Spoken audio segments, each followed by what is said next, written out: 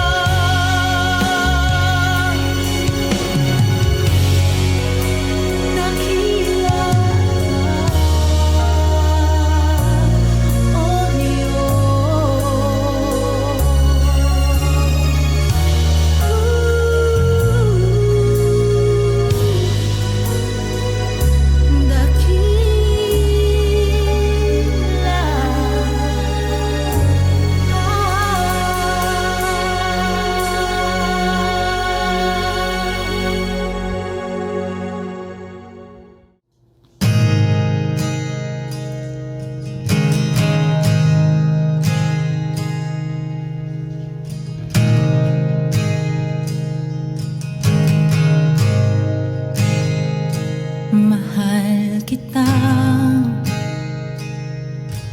walang hanggan ang iyong biyaya. Buong buhay, hawak mo sa iyong kamay. Mula sa aking pagmulat hanggang sa pag-ibig, aawitin ko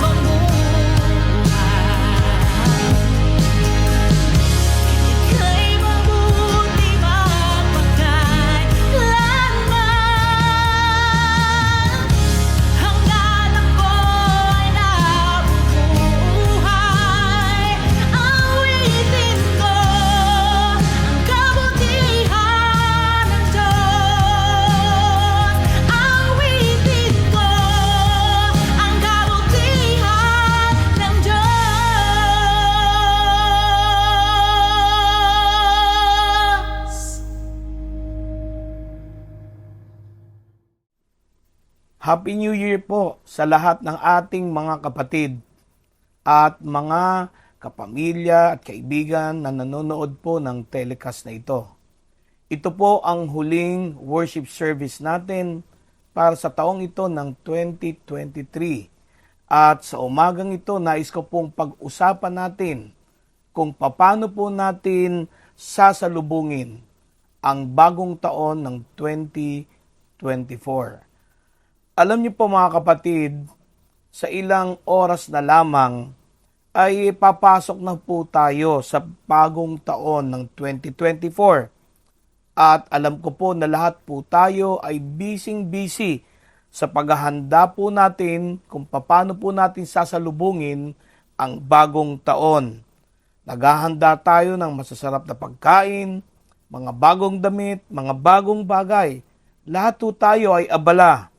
Subalit, gusto ko pong sabihin sa inyo na sa pagpasok po natin sa bagong taon ng 2024, salubungin po natin ito sa pangako ng Diyos na gagawa siya ng mga bagong bagay, gagawa siya ng mga bagong oportunidad para po sa ating lahat.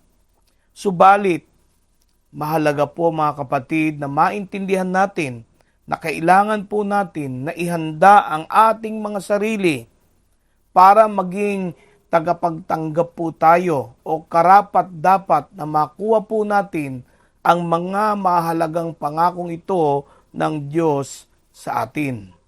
Nais ko lamang pong sabihin sa inyong lahat na kailangan po natin na magkaroon ng isang biblikal na kaisipan o biblical mindset para ma-qualify po tayo sa napakagandang pangako ng Panginoon na ibinigay po niya sa ating lahat.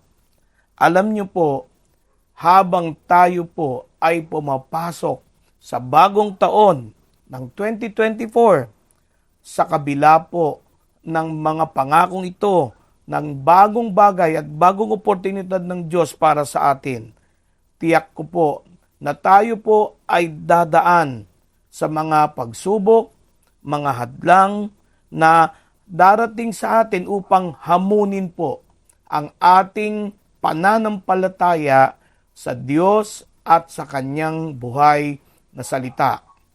Ang Apostol Pedro po ay sumulat sa kanyang unang sulat in chapter 1 verse 6 to 7. Nais ko pong basahin ito sa inyong lahat. Ang sabi niya ganito, dahil dito, dapat kayong magalak sa kabila ng iba't ibang pagsubok dahil ang mga pagsubok na ito'y panandalian lamang.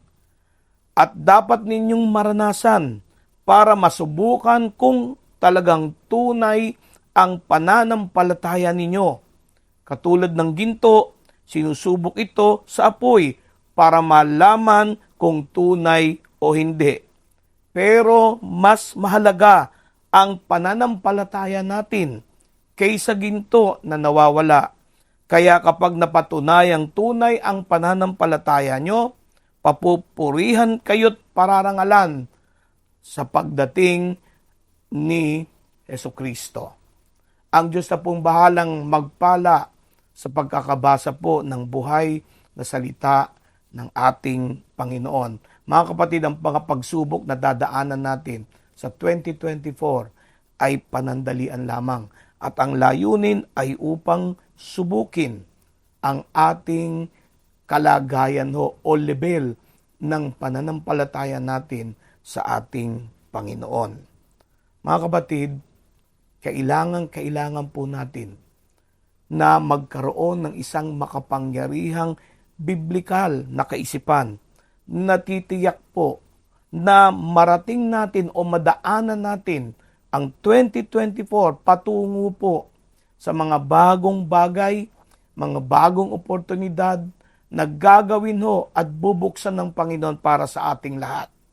Kailangan po nating maunawaan ang kahalagahan po ng biblical mindset na ito.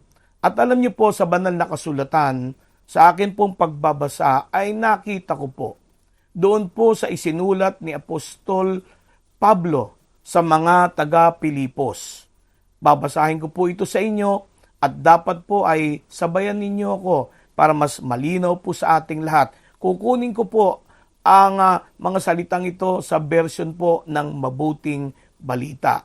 Ano pong sabi? Labis akong nagagalak sa Panginoon sapagkat pagkaraan ng mahabang panahon, minsan pang ipinamalas ninyo ang inyong pagmamalasakit sa akin.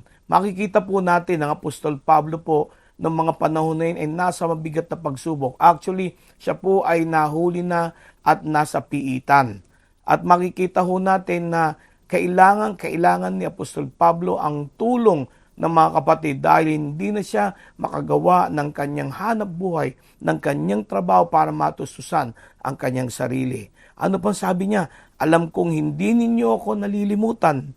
Wala nga lamang kayong pagkakataong ipamalas ito.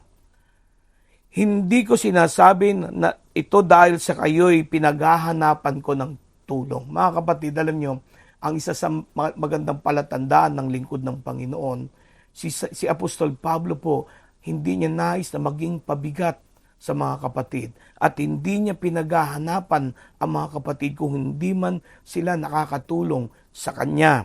Sabi niya, natutunan ko ng masiyahan, maging anuman ang aking kalagayan. Napakaganda po ng mindset ni Apostle Paul. Sabi niya, natutunan ko ng masiyahan, maging anuman ang aking kalagayan.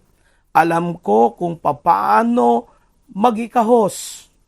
Alam ko rin kung paano managana. So, ang buhay po ng ating kapatid, St. Paul was a very powerful apostle. And yet, makikita ho natin, si Pablo po naranasan niyang maghikahos. Pero sabi niya, naranasan din niyang managana. So, alam niya ang mga pinagdadaanan ng mga kapatid.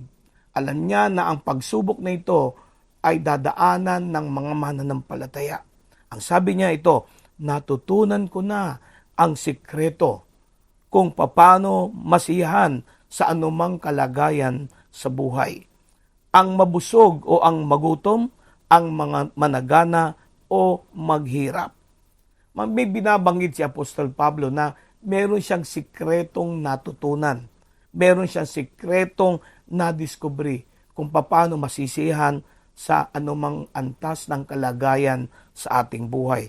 At ang sabi niya ito, ang lahat ng ito'y magagawa ko dahil sa lakas na kaloob sa akin ni Kristo.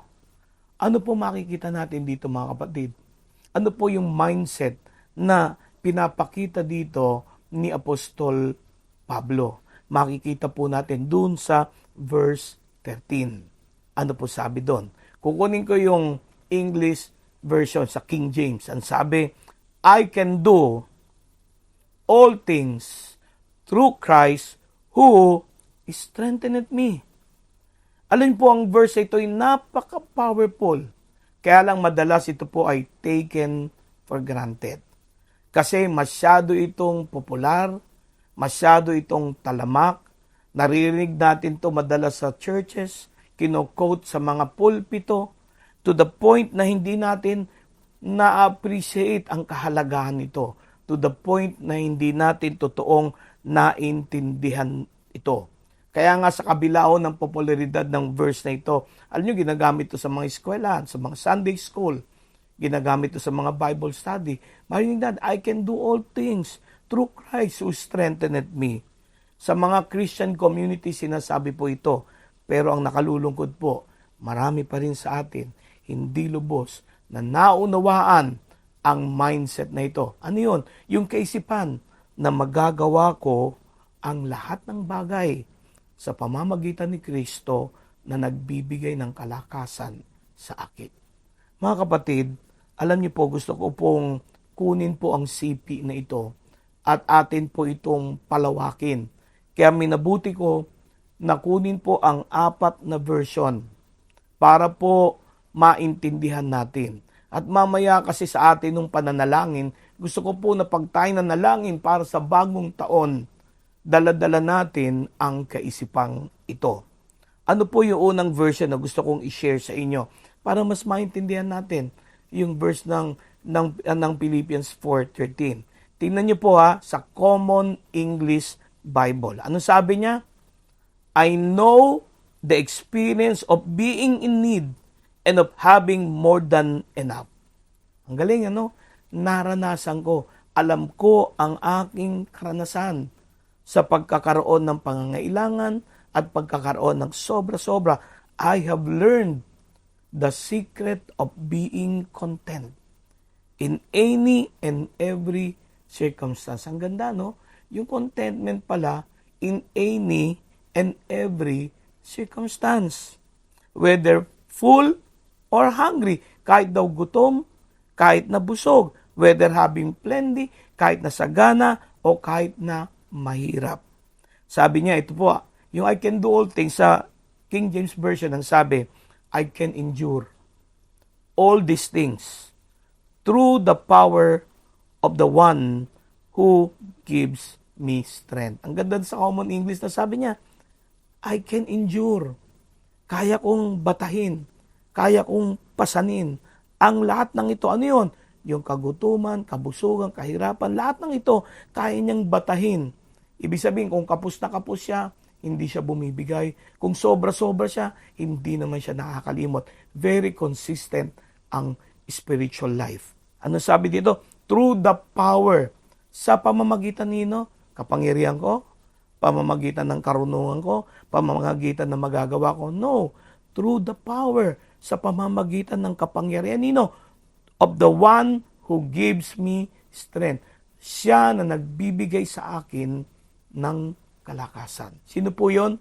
Ito po'y walang iba kung hindi si Kristo po na ating Panginoon. So yung I can do all things pala, it's not really the act of just doing things, kundi ito po yung kakayahan na mag-endure ng lahat ng bagay. So yun po yung mindset, I can endure all things. Kumbaga, kahit anong daanan ko, I will remain steadfast. Ano po sabi sa easy to read version? Tingnan nyo easy to read version. I know how to live when I am poor. Ang ganda, no? Kaya kong mamuhay kung ako'y mahirap at kung ako ay masagana. Ibig sabihin, nag-a-adjust yung buhay niya. Nag-a-adapt siya. Nag-a-adapt yung kanyang pamumuhay. I have learned the secret. Talagang sikreto, no? Of how to live through any kind of situation. Yung pala yan, ano? Yung being content is being able to live through any kind of situation. Minsan, mahirap tayo. Minsan, madali ang sitwasyon natin. Minsan, malakas tayo. Minsan, may sakit at karamdaman tayo. May mga pangangailangan tayo. Minsan naman, sobra-sobra. Sabi niya, I have learned. Wow, sabi niya, the secret of living through any kind of situation. Mga kapatid, kaya ba natin to? Why does Paul talk about this? Bakit niya kayang sabihin to? Because of this mindset. Sabi niya, Christ is the one who gives me strength.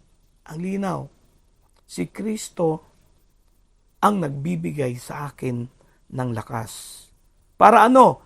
I need to do whatever I must do. Who gives me strength, I need to do. Binibigyan niya ako ng lakas para magawa ko yung dapat kong gawin. Magawa ko yung pinagagawa sa akin ng Panginoon. Magawa ko yung aking tungkulin sa Diyos. Magawa ko yung aking tungkulin sa pamilya ko.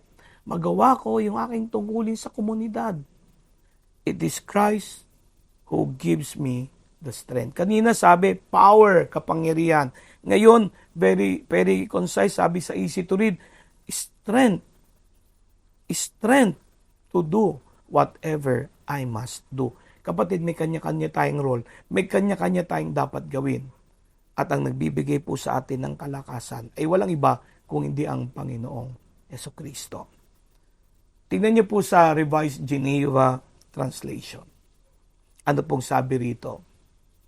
Also, I know how to be brought low, and I know how to abound. Sabi niya, kaya ko, alam ko, kung paanong mababa.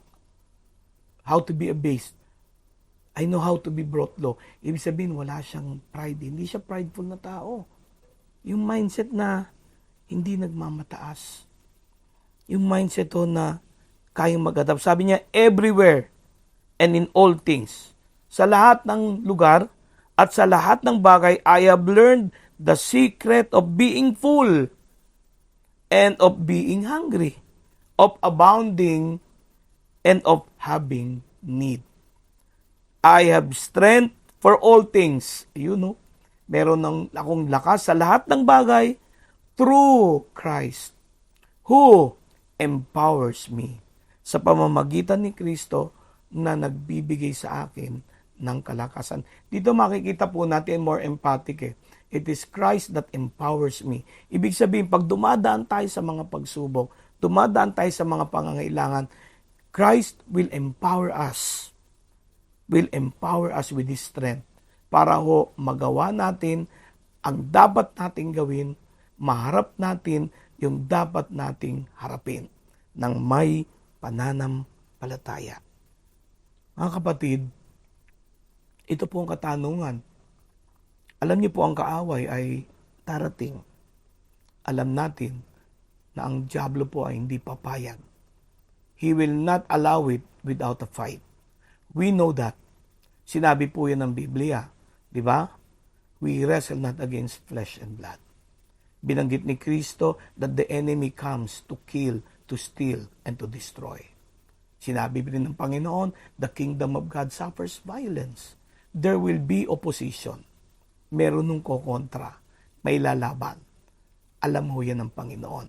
Kaya ho, tinuturuan tayo sa pamamagitan ng mga kasulatan ng mga apostol at ng mga propeta. For the New Testament, He has given apostles to write para ho maintindihan natin kung paano tayo mamumuhay ng matagumpay. Ngayon pong bagong taon, kailangan dalhin natin ang kaisipang. Hindi lang yung, gusto ko ng blessing. Lord, nag-expect ako. Yes, we expect the best from the Lord. Yes, we have that faith in the Lord. But also, we have that mindset. Ano yun? Alam natin na tayo po ay nakatuon na hindi ho tayo bibigay sa lahat ng laban na ito. We will fight the good fight of faith.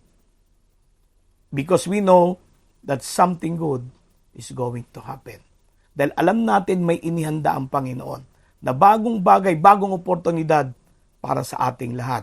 At kailangan, kapatid, hindi po tayo dapat magpatalo sa mga pagsubok na haharapin natin. I know, alam niyo po, dadaan man tayo sa pagsubok, God will enable us. God will empower us. God will help us. Ano po sabi ng The Voice? Ang sabi niya, I know how to survive in tight situations. Wow, ang galing ano? Kaya ko daw mag-survive sa mga sitwasyon na masisikip. And I know how to enjoy having in plenty. Nakita niyo po yung buhay Kristiyano. No, pag yung mahigpit yung sitwasyon, kaya nating mag-survive. Ibig sabihin to survive, hindi ho tayo matabunan, hindi tayo susuko, hindi tayo bibigay, kundi magtatagumpay tayo. Mapaglalabanan natin at malalagpasan natin ang anumang bagay ilagay ng kaaway sa atin. And I know how to enjoy. Who says ang Kristiyano hindi masaya? Masaya tayo. When we have plenty, we enjoy. Binibigyan mo tayo ng blessings ng Panginoon. Not to hoard, but to enjoy. Yung pong connotation to enjoy, ibig sabihin po dito, wala akong sense yung hoarding but really to enjoy, to share it, to show it, to give it. Yun po hindi sinasabi. In fact, I have learned how to face any circumstances. Natutunan kong harapin ang anumang sirkumstansya sa buhay na ito. Fed or hungry, kumakain o nagugutom, with or without, meron o wala. I can be content in any and every situation through the Anointed One. Sino yun? Si Jesus, who is my power and my strength. Ito naman, baklase. Ang sinasabi dito, si Jesus ang aking lakas, si Jesus ang aking kapangyarihan. So, ibig sabihin, it's not in me. Wala sa'yo. Wala sa akin, wala sa pastor. Na kanino? Na kay Kristo. Nasaan si Kristo? Kung nasa atin. The one who is my strength and my power. So it matters, no? If Christ is in you, it matters. Kaya ho ngayong taon huwag niyong papayagan na mahiwalay ho tayo sa Panginoon. Ngayon, kanina pa narinig, may sikreto pala. Secret, the secret of being content. Paano makukontento, Brad? What is the secret of being content? Simple lang. Kung binabasa ho natin to paulit-ulit, binabasa ko iba-ibang version. At gusto kong makita nyo, kaya purposely, sinishare ko ito sa inyo ng paulit-ulit para maintindihan natin. What is the secret of being content? What is the secret? The Lord Jesus Christ is the secret to do all things as He imparts His strength on us. Hindi ho formula ang sikreto dito. Hindi ho pamamaraan. Hindi ways. Hindi ho yung step by step o anumang bagay. No. The secret, kapatid, is the person of Jesus Christ. 2024, wag ho natin hahayaan na si Kristo po ay maalis sa ating buhay, sa ating kaisipan, sa ating puso, sa lahat ng gagawin natin. Yes, there will be downfalls. Yes, there will be problems. Yes, there will be trials. Yes, sometimes we will sin. Sometimes we will fall. Pero tandaan niyo po, the secret, kapatid, of really facing all of these things and getting the blessings of God, the Father, is through the Lord Jesus Christ. Yung pong sikreto. How much of the Lord is in your life? Kaano ba talaga katotoo sa iyo si Kristo? Is He really part of our thoughts, of our hearts? Is He really part of our daily life sa mga hinaharap natin? 2024, kapatid, palagi ko ito yung pinakamagandang New Year's resolution.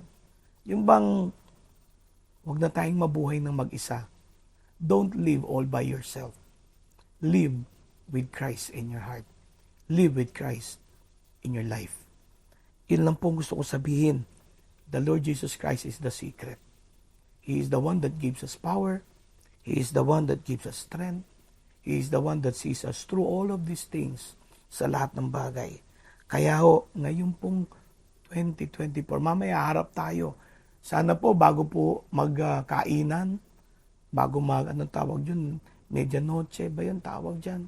Bago magputukan, bago maghiyawan, sana po sa bawat tahanan natin, sa bawat lugar kung saan man tayo nandun, bakit hindi tayo magbigay ng oras para po mamaya ay harapin natin ang bagong taon. Hindi pa man tayo maharap sa 2024, kasama na natin si Kristo.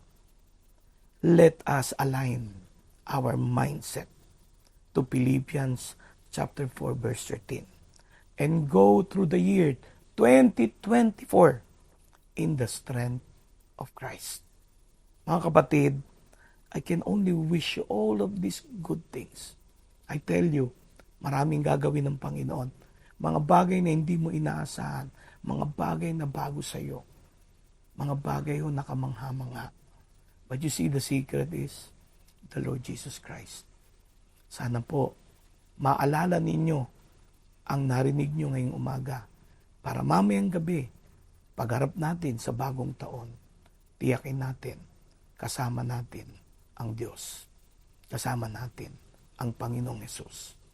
At alam ko po na pagpapalain tayo ng lubusan ng ating Diyos na makapangyarihan. Diyos na nagmamahal sa ating lahat. Pwede ho ba bago natin tapusin ang pag-uusap na ito, ay samahan niyo po ko na manalangin para po sa ating mga pamilya, para sa ating mga sarili, para po sa ating bayan, para sa ating komunidad. Mga kapatid, can we all bow our heads and let's pray to the Lord. Pray to God. Dakilang Ama, maraming salamat po sapagkat sa mga oras na ito, bago maghiwalay ang taon, ay pinagsama-sama mo kami kahit na hindi pisikal, kahit sa pamamagitan ng telecast na ito, Panginoon, upang mapakinggan ang iyong plano, mapakinggan ang iyong mga salita na dapat naming marinig at maihanda kami sa bagong taon na aming papasukin. Ama, nagpapakumbaba po kaming lahat. Nagpapakumbaba kami sa lahat ng aming pagkakasala, sa lahat ng aming pagkukulang, sa lahat, Panginoon, ng mga bagay na aming nagawa. At hayaan mo po, Panginoon, na ang dugo ni Kristo ang patuloy na maghugas sa aming lahat habang humaharap kami sa bagong taon na inihanda mo sa amin. Ama, patuloy mo pong lukuban ang bawat isa sa amin, saan man kami nandoon. Ipadala mo ang banal mong presensya sa bawat isa, Panginoon. At hayaan mo, Ama, na sa mga oras na ito ay maging malinaw sa amin na ang sikreto sa buhay po na punong-puno ng pagpapala at biyaya at pagtatagumpay sa magulong sanlibutan ito ay walang iba kung hindi ang bugtong na anak ng Diyos, ang aming Panginoon at tagapagligtas na si Jesucristo. Dakilang Ama, iunat mo mapagpala mong kamay sa bawat isang kapatid ko at bawat isang nakakarinig at nanonood ng telecast na ito. Ipadama mo sa kanila ang iyong dakilang pag-ibig, Panginoon, na anuman ang aming kinalalagyan sa oras na ito, merong isang dakilang pag-asa kami sapagkat ipinangako mo sa aklat ni Propeta Isaias na gagawa ka ng bagong bagay, that you will do a new thing to each and every one of us. And Father, we believe in your promises. We believe in your words. And Lord, hayaan mo na baunin namin ang mga salita mong ito. Baunin namin ang presensya mo, Panginoon, sa pagharap namin sa bagong taon. Ama, tulungan mo po kami mamaya na wag naming makalimutan na isigaw ang papuri at pasasalamat sa iyo habang umaharap kami sa isang bagong taon. Today, Father God, let your words sink deep in our hearts at hayaan mo, Panginoon, na sa mga oras na ito ay humayo kami, Panginoon, na punong-puno ng pagpapala, punong-puno ng pag-asa, punong-puno ng pananampalataya sa iyo. Maraming salamat po sapagkat alam ko may magandang mangyayari sa bawat kapatid ko. At kahabagan mo ang aming bansa. Panginoon, hiningi ko sa iyo, pagpalain mo ang Pilipinas. Bigyan mo ng katalinuhan ang aming mga tagapamuno, Panginoon. Hayaan mo, Lord God, ang bansang ito ay makaahon at umunlad sa kanilang mga kalagayan. Hayaan mo, Panginoon, ang bansang ito ay makaranas ng kapayapaan. Hayaan mo ng bawat isa sa amin ay mamuhay, Panginoon, ng may kagalakan sa aming bayan. Lord, tulungan mo kami na ang bansang ito ay tunay na maging mananampalatayang bansa, a true Christian nation, Lord God. Gamitin mo mga churches, gamitin mo mga leaders, gamitin mo mga preachers, gamitin mo ang lahat ng mga lingkod mo sa bansang ito at tawa magkaroon ng revival sa aming bayan. Maraming salamat po, Ama, at inihabiling ko po sa iyo ang mga natitirang mga oras na ito. Samahan mo kami, Panginoon, habang kami naghahanda sa pagharap sa bagong taon, sapagkat kasama ka namin at ikaw ang sasalubungin namin sa paghihiwalay ng taong ito. Ama, tanggapin mo ang aming papuri, tanggapin mo ang aming pagsamba, tanggapin mo ang aming pagdakila sa pangalan ng Panginoong Jesucristo. At ang bawat isa ay magsabi ng Amen at Amen. Mga kapatid, Happy New Year po sa inyong lahat at umaasa po ko na tayo po ay papasok sa isang napakagandang panahon na ang Diyos po ay kasama natin. Pagpalain po kayo at magandang umaga po sa inyong lahat.